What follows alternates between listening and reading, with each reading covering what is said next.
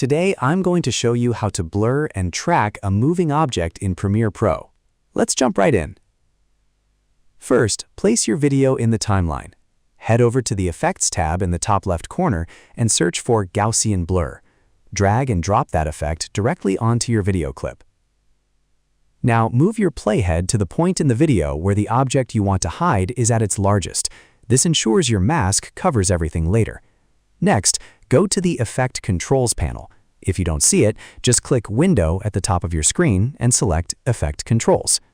Scroll down to Gaussian Blur and set the blurriness to 25, or whatever level you need. Click the circle icon to create a mask and adjust it in the preview window to fit your object. Once it's sized correctly, move your playhead back to the beginning of the clip and reposition the circle over the object's starting position. Finally, under the Mask 1 settings, click the Track Selected Mask Forward button. It looks like a small play icon. Wait for the tracking to finish, and you're all set. If this helped you out, don't forget to subscribe for more editing tips.